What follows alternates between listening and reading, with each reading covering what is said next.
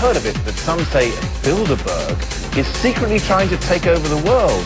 We're trying to find out why some of the biggest names in business and politics are currently meeting very discreetly in Germany.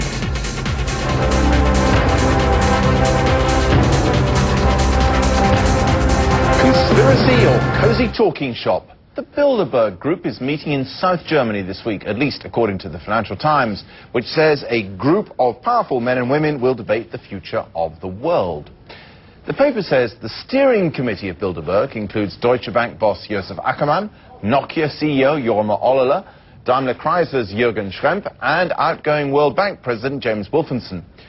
I asked John Ronson, who has written about Bilderberg, what it really is.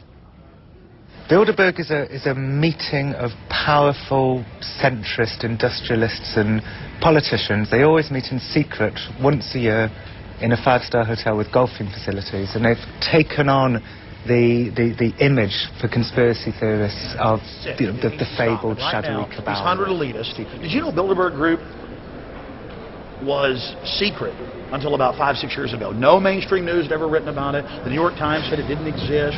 Crazies believe in it. I've been attacked talking about it, and I wasn't even big on it. Jim Tucker's crazy. Yes, no. And then now there's all I mean, they're a bunch of powerful people. They meet in secret. They say we meet in private, which isn't quite the same thing, is it? It's not quite the same thing. I do think that by and large, many members of the Bilderberg Group actually see themselves in much the same way as the conspiracy theorists see them, as this shadowy cabal out to, if not to rule the world, but to influence world events. What would they see as their purpose then? I mean, presumably it's a good get-together of powerful people. They don't often get a chance to meet away from the glare of the press. One can understand why they might want to have a private chat. Yeah, and that's certainly got something to do with it.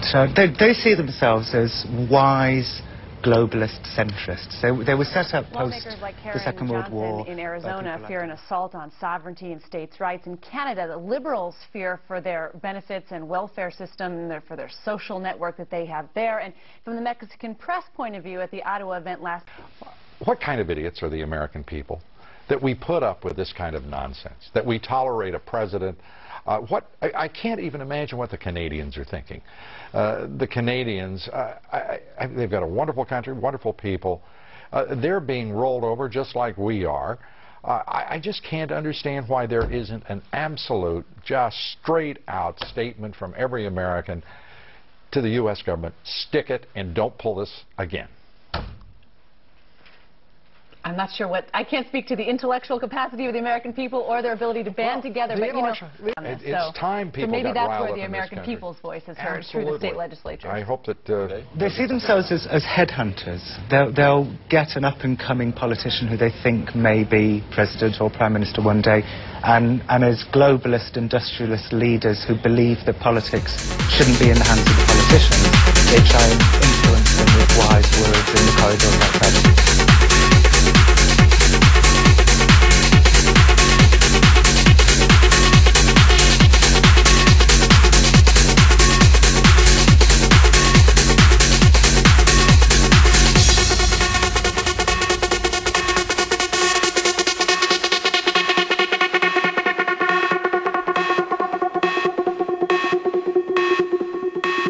This is a drill.